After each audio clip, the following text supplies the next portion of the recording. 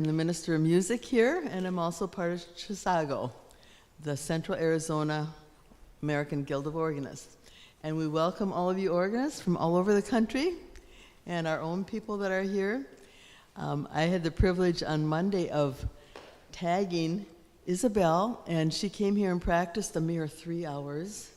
And then she went to Mesa and practiced a mere 4 hours there. So she is dedicated galore, and that's wonderful.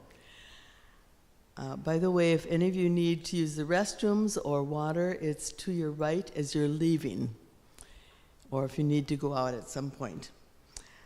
Anyway, I wanted to introduce Don Morris, and he is the founder and director of the group that you heard on Tuesday night at the convocation, the Cantivum Verum, and he's been organist for at least 35 years, maybe more, I don't know.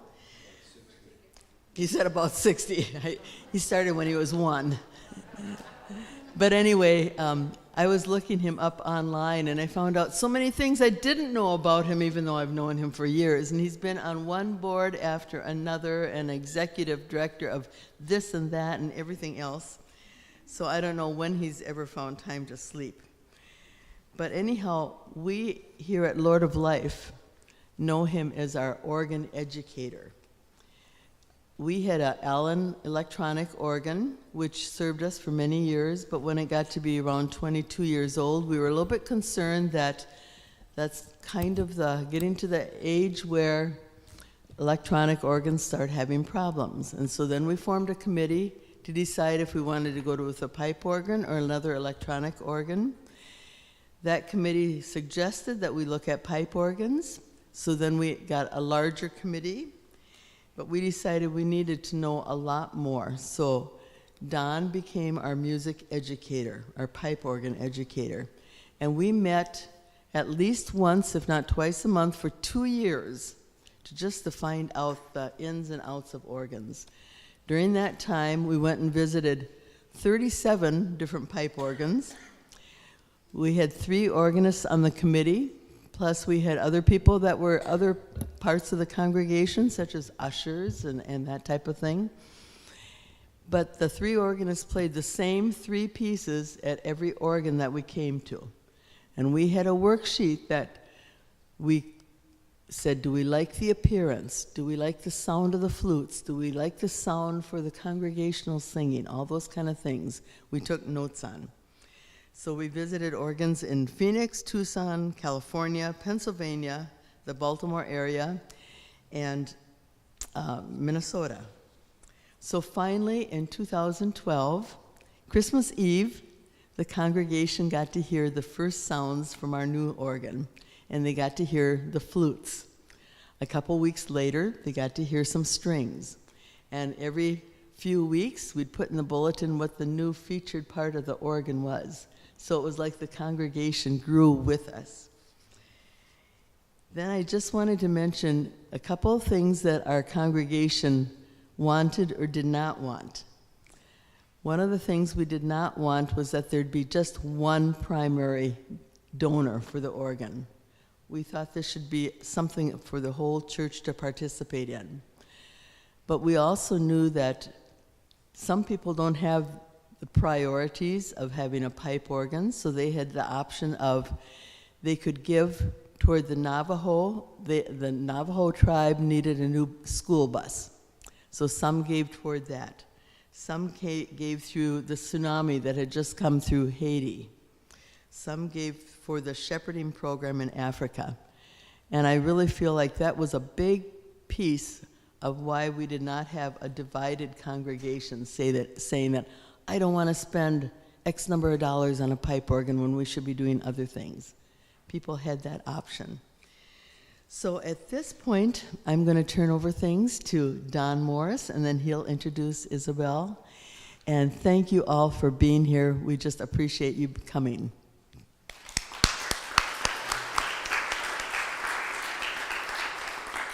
Thank you all.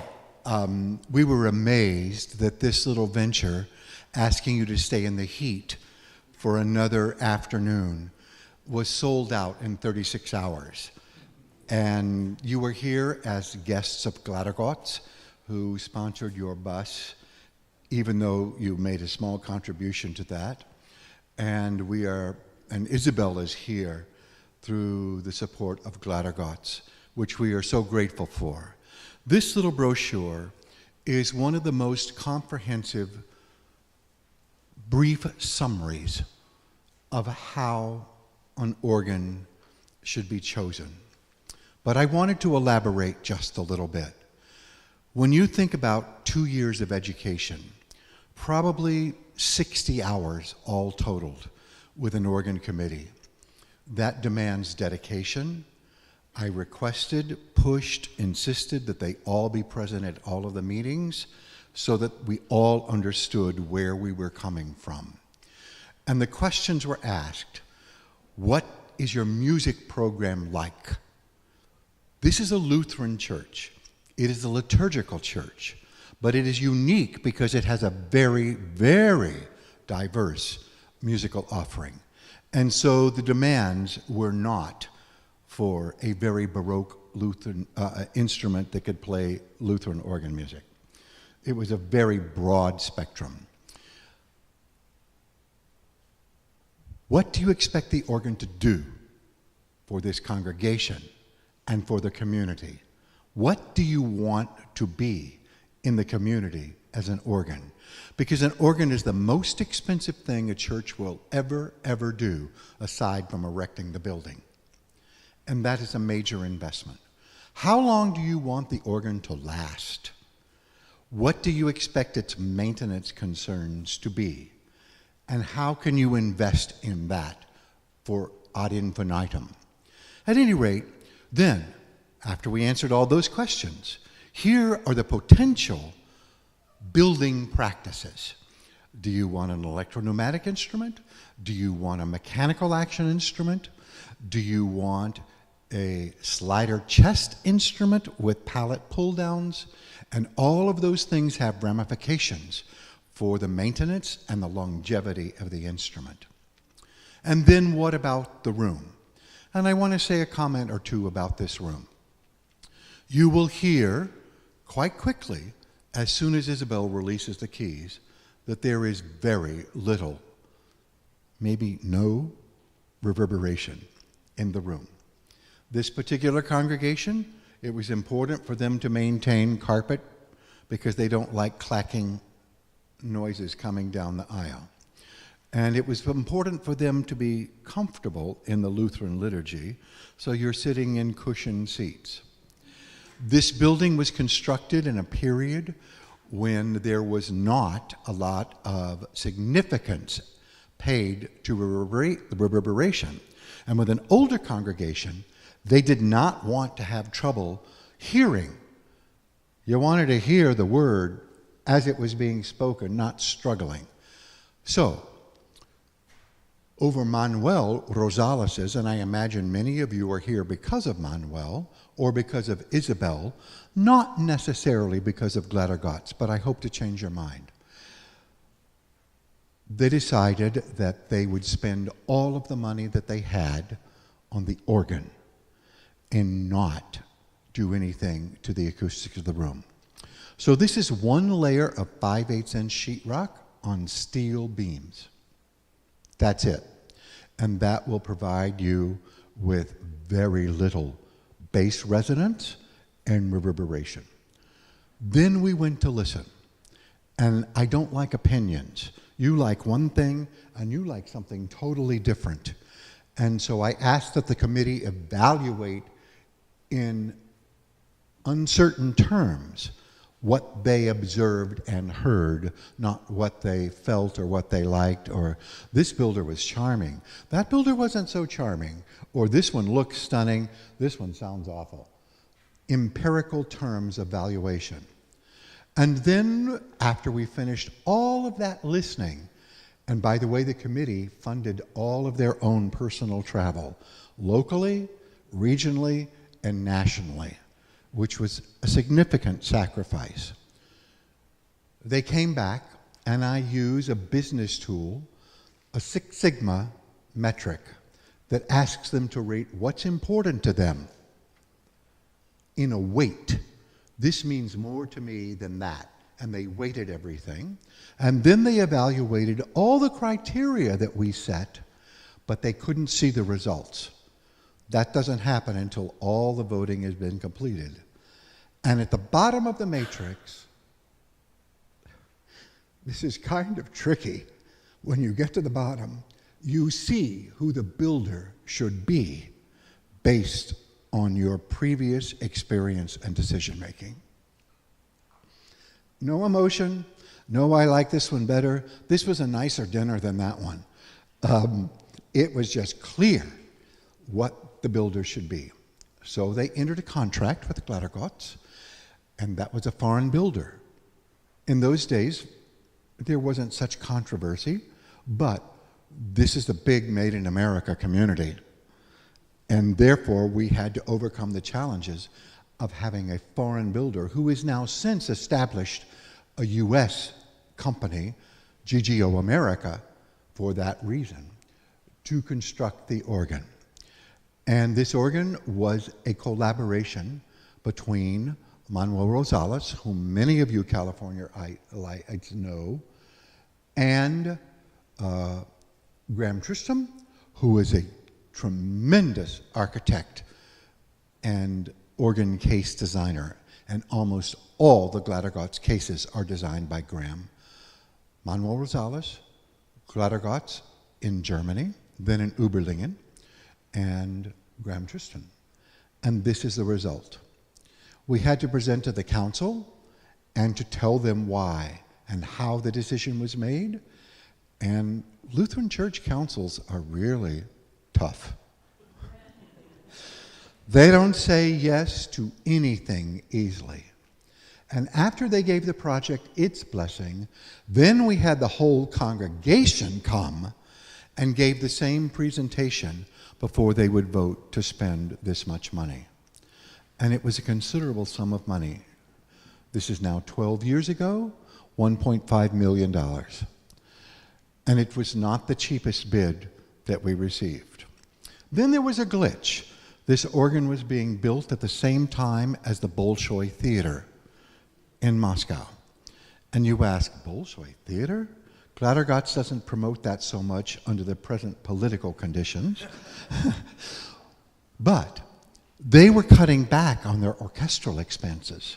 And the best way to do that was to eliminate 3/4 of the orchestra and install a really big, bold organ backstage that would duplicate the orchestral parts that were being eliminated. And the theater ran into Russian construction issues and political issues, and they were late. This church was really disappointed that they were late. And the organ committee and the leadership team and perhaps the council behind the scenes said, late? You have to give us a consolation. And so Graham Tristram and the organ builder designed all of the new chancel furnishings because the old ones were not appropriate to the new visual concept.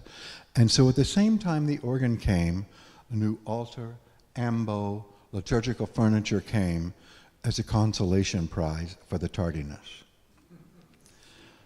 I cannot tell you what a pleasure it was to work with this committee. And I will only give you one final quote. Manuel said when this project was over that this was the finest organ committee he ever worked with. Because they knew what they were talking about, they knew what they wanted, and they knew what he represented as probably the finest tonal designer, scale designer, and voicing. And this is not an instrument, a very big instrument, but without saying anything, don't buy an instrument that's being voiced in 6 weeks. It will not marry to your room as these instruments do. And this took 9 months. The organ that he's finishing in the next 2 months has taken 2.5 years. So, Without further ado, I'm going to let the organ speak for itself, and I know many of you are here because of her, and introduce Isabelle Demers. She's going to play for you, and then depending on how many people would like keyboard time, she will cut her program back, or if you just want to keep hearing her playing, you can just come and hut and peck. Gloria has put literature on the bench should you say your memory has failed you, which at many of our ages it has, and you can choose a book to diddle out of.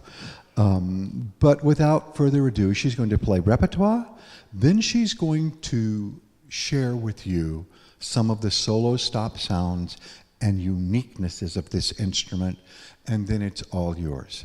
Again, for those of you who have just arrived, we will open the doors to the cases. And while I will speak one more thing about the design, you think this is really unusual, and truly it is. The Allen organ was in a 5-foot chamber which stretched across the top of the choir loft, and the organ console was buried in a pit, which was really dangerous for older folk to get into. I mean, you could have died on the bench, literally, because you fell into it. And so what were we going to do? There was not room back there for the organ to be installed.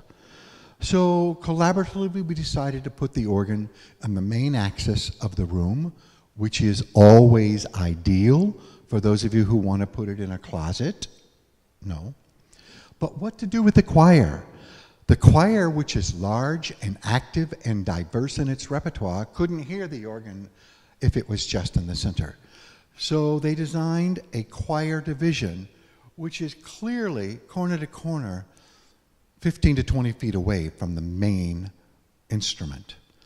But because of the voicing that Manuel achieved, maybe in the very front you will hear directionality, but by the third row, you will not be able to tell where the sound is coming from, which in a dry/dead room is quite a feat, quite a feat.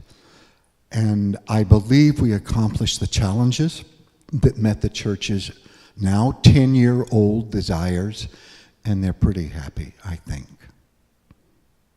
So, Isabelle, do your magic. And she has a headset on.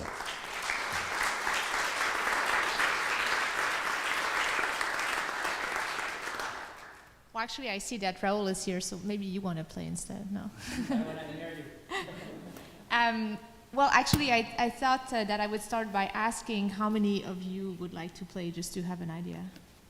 1, 2. Okay, so quite a few people, right? Okay, perfect. That's good. Excellent. Yeah, that's. And the question is, will you all play the same pieces, all 10 of you, and then we'll have a grading sheet as But my question for the committee would be, did they ever want to hear any of those pieces again, or were they completely? Yeah, I'm sure not. But so I thought I would start actually just by showing you a little bit the different stops, and then I would do some playing. And in terms of playing, I've prepared a little bit of Bach, a little bit of Vierne. I thought I'd play something that probably most of you don't know. It's a piece by a French composer named Barène, which is sort of very mysterious. Then a little bit of Stravinsky, because we all need something lovely in our life, and I'm talking Firebird, not Rite of Spring.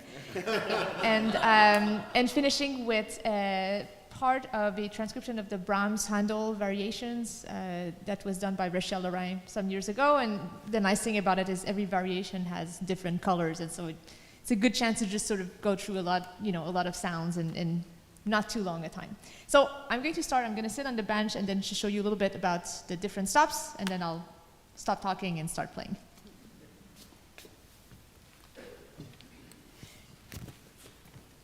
Okay, so when you look at this instrument, it looks actually quite big for what you see up front, if you just look at the knobs. And I think one reason for this is that it's very well designed. For example, I would say that maybe half of the pedal is stops that are borrowed from other divisions, which is really great because then you don't need to tie down your division if you want to use it in the pedal.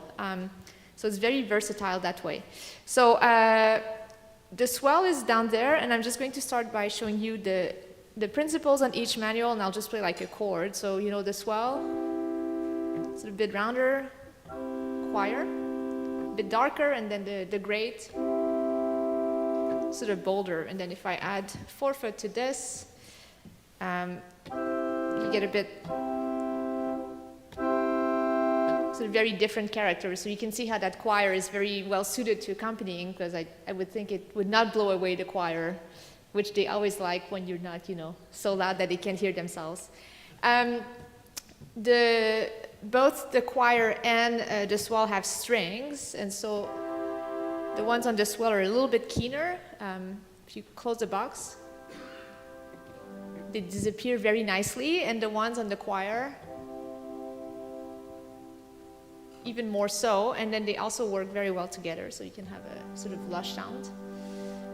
And you know, sometimes you have to improvise, and if you haven't prepared or something, you know, with 16/4 couplers and strings, you know, you don't even need to be good at it. You just need to play this, and then they're happy with you, and they give more money in the offering plate. In terms of other foundations, so each one of the manuals also has capped flutes. So the one on the choir, right? Very nice, swell. Almost a bit more solo, and then on the great.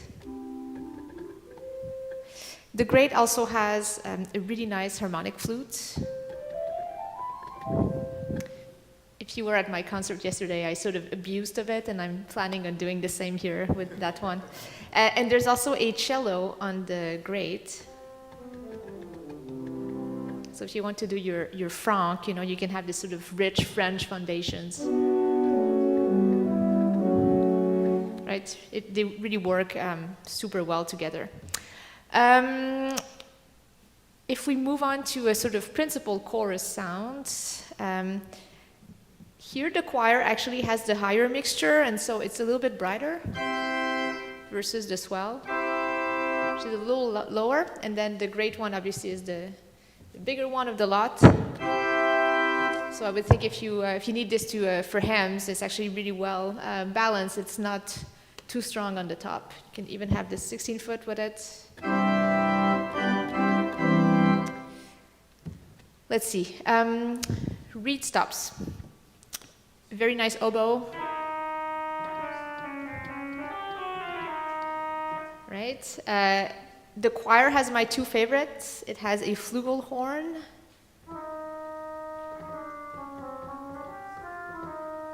Which I would really like to take home, but I think there might be tariffs on that thing now if I... And then it also has a great clarinet. Right, really lovely. And the flugelhorn is also playable on the great, so when I said that there was a lot of borrowing, it's really great, because now if you wanted, you could accompany it with, you know, your choir strings, and it's well balanced, so just one box and you control everything. What's not to like, right? I mean, the great has a tromba, so that would be sort of your louder reed.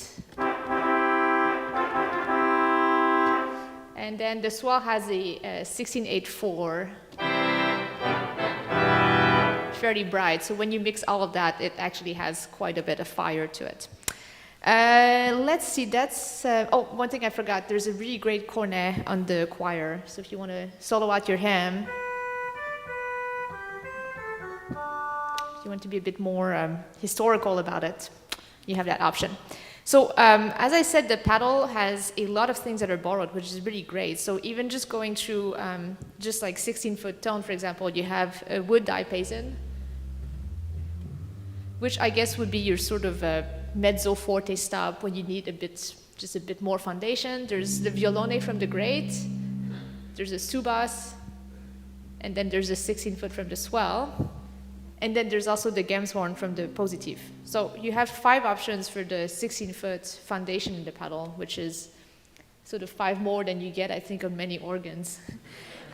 You have the same duplicated at 8-foot pitch, so the octave diapason, the principal, the cello, the borden, the flute from the swell, the gamshorn from the choir, and then I actually don't know where that one comes from, but it's called soft flute. So you have 7 8-foots. Again, it's wonderful to have such variety. Same thing about the 4-foot, and then there's a lot of different reeds. So the swell bassoon, the paddle trombone. So when you start with a little bassoon, and when you're good enough, they let you use a trombone, is my understanding of it. And then this is also at 8-foot pitch. Then the great trumpet, the swell trumpet, the swell clairon. So again, like such variety and such options, it's really wonderful. And then there's a 32. So again, when you have those strings, and when you use that, again, it's even more money in the collection plate. Let's see, what did I forget? So 2 of the divisions are the expression, as you can see, the choir and the swell. And there's a full complement of couplers, which is something I so enjoy because, for example, if you want 8 and 2 on the swell and you think this is a little too keen, it's lovely, but let's say it's too keen, you could use your super couplers to get a different option. So I know that very often builders don't like to put sub and super couplers because they think organists don't use them well. I hate when they do this. But here clearly they decided to trust the players, and that's always best, I think. So let's see, any questions? 4-foot flutes? 4-foot flutes. Yes, so there's a Spitz float on the swell. And then there's a couple float on the, very lovely, on the choir. And then there's a traverse flute on the great. Just for you, Raoul, I have a Brahms variation on the 4-foot flutes. Isabelle, one gentleman did ask me a question about the pedal specification. Yes. And it is a bit unusual, the result, and it is a variable result. If you're playing full organ and you need it to be really powerful, it connects with one stop. If you're playing much softer organ and the board sends the registration, it will pair with another stop to be less vulnerable and present. And that's a unique situation. I would also say that the instrument in itself is mechanically built with German technology like a battleship. The weakest part of any new organ is the electronic circuitry. And we have some continuing issues. Isabelle just had one today, where a stop or two in the choir just disappears. And so, like your computer at home, you turn it off, turn it back on again, and it reappears. That's kind of hard to do in the middle of the year, but if you take a big logic accent. It's funny that it's the one I wanted to take home, right? I wonder what happened to that stuff. And also, German technology, I think, gets a bad rep with, all the problems with the German train system these days, right? But that was 10 years ago when they could still have trains that were on time. So we're all good. Great. Any other questions? No? Okay. So let's see. What should I start with? What should I start with? Any preference? Bach? Stravinsky? Bach? Okay, let's do Bach and then Stravinsky. How's that? So this will be, since we heard a trio sonata this morning, I thought I'd play the first movement of Trio 6.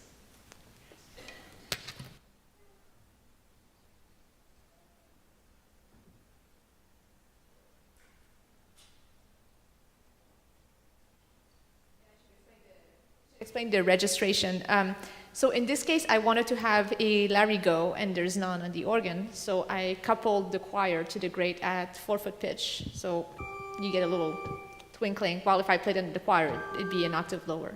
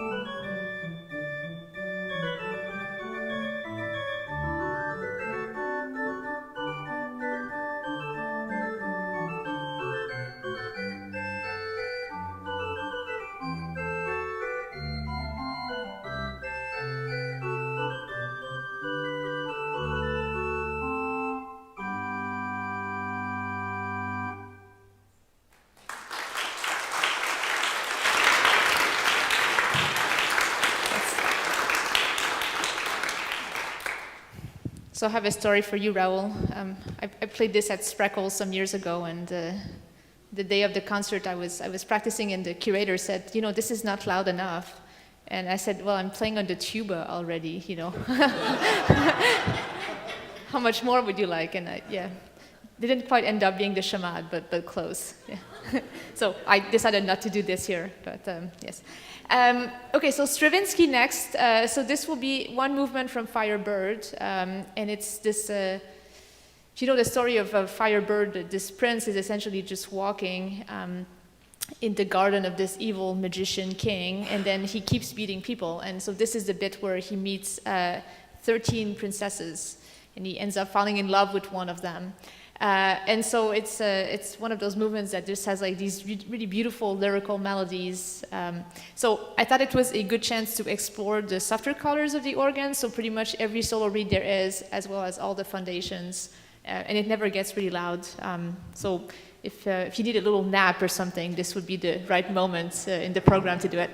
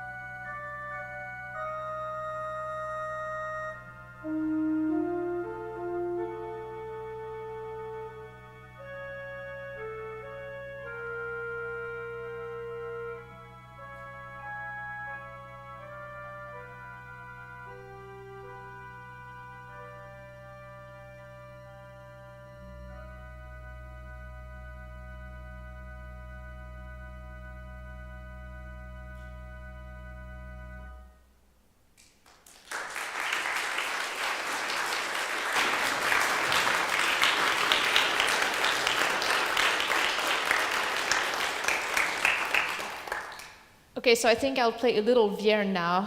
So this will be, some might say, the only happy piece that Vierne wrote in his life. Not quite, but the finale from the First Symphony. So this is really to show off a little bit the tutti, you know, this is your Sunday, Easter Sunday postlude if you don't want to play the Vidor toccata. To show off the tutti, and then I'll play a piece by this French composer, Elsa Baren. It's a prelude in G minor on Jewish themes. And this is to show again some of the solo colors and a little bit like a crescendo in the middle to about mezzo forte forte, so not quite as loud as the Vierne, but a similar idea.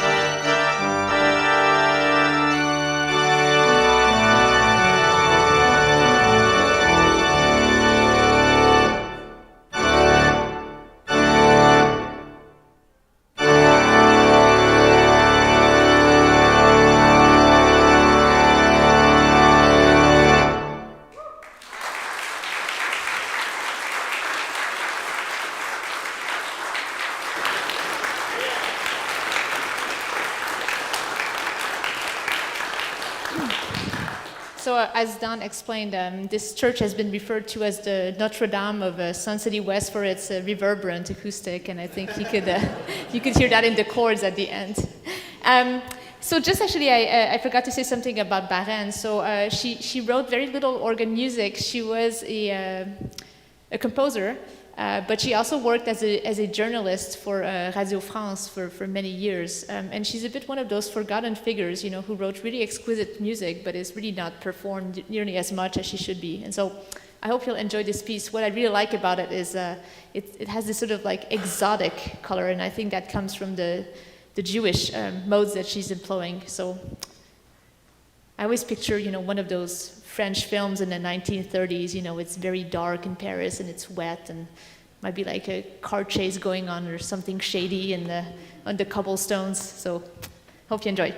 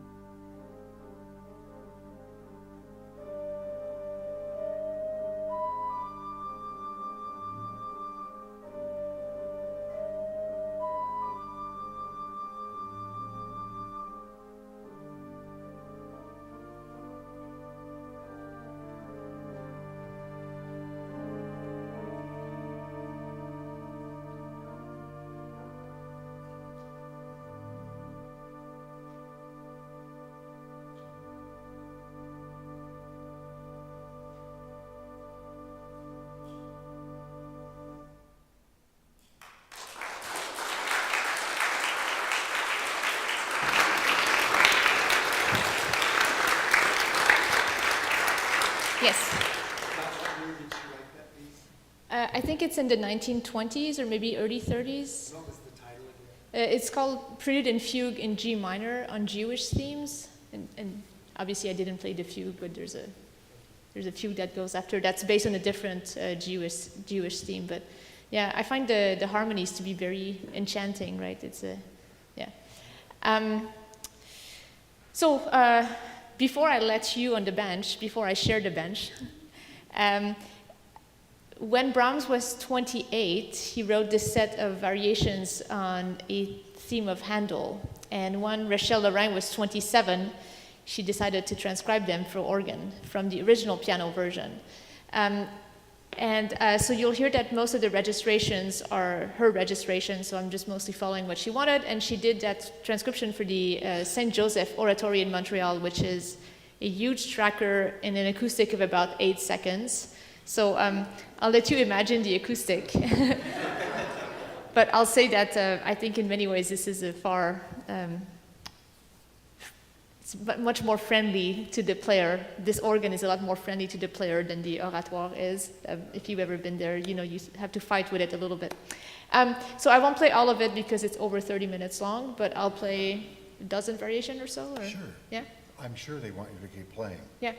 Yes, the heads are nodding. No, but I'm also happy to I share. know. Yeah.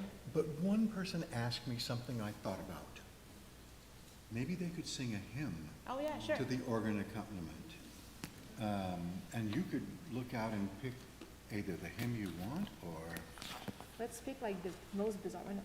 Is King's Fold in this hymnal? I don't know. We're going to have to look.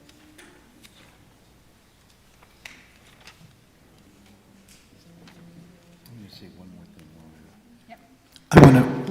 I want to make one more comment while she's choosing her hymn, which was a wonderful idea.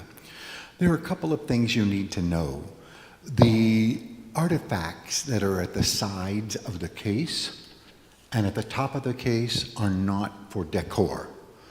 They are to direct and reflect, oops, I keep doing this too. the magic sound man is working. Or I could use the other microphone. What about this part over here?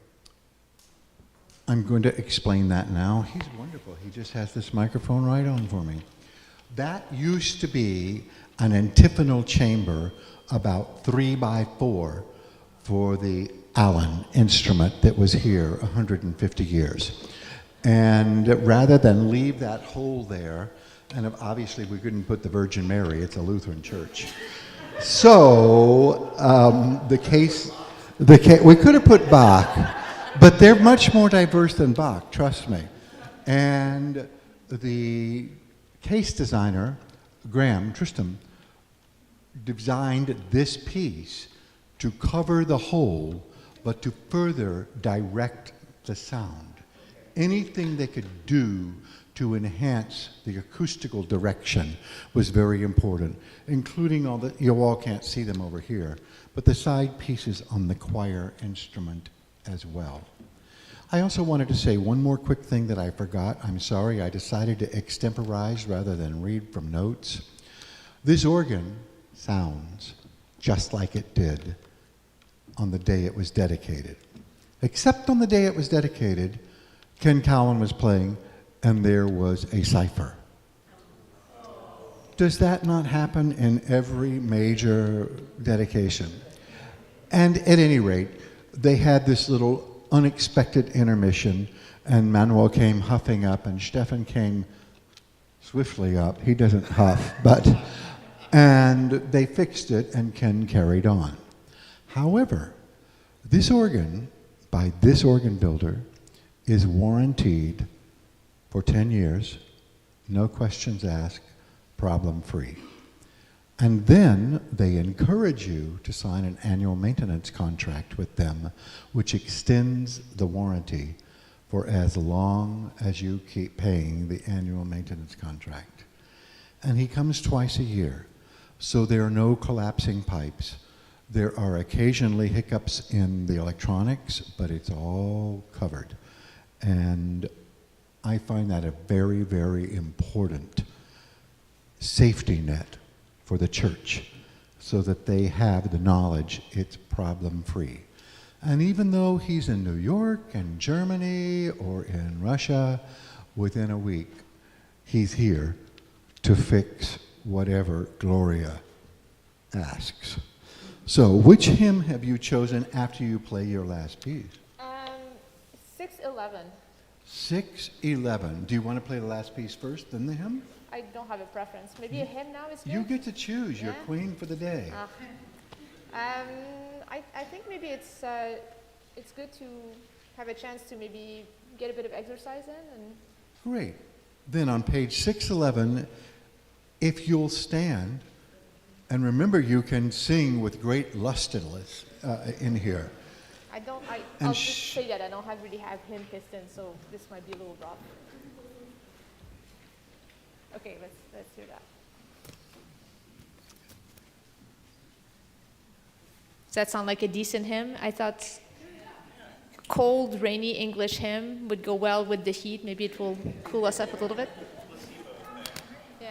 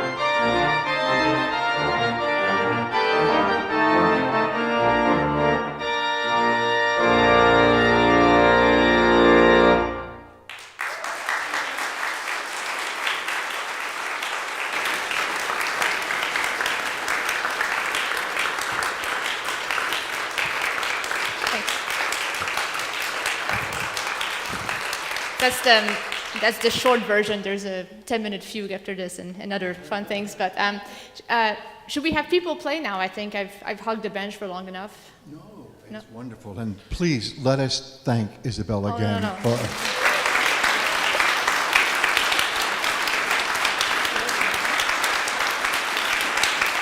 yes.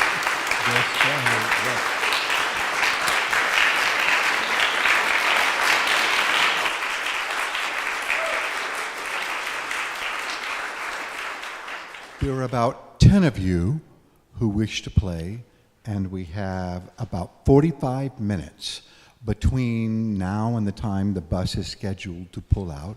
So please self-time, be courteous, generous, and not too selfish. And I am so pleased to have Isabelle here and to have you here. And I have to take one note of personal privilege that I was also the consultant for First United Methodist Church in Mesa, where she also played. And I cannot believe my good fortune in having her artistry play two of the organs that I helped to birth. So please, I'm going to open the swell boxes. Remember, don't breathe deeply because it's a tad dusty, and don't touch. And we're going to have to ask you to be brave and stick your head in while the organ is playing. So, first come, first, and I see him ready. I mean, he's eager to go. And Isabelle will stand by and help anybody to register who would like to do that.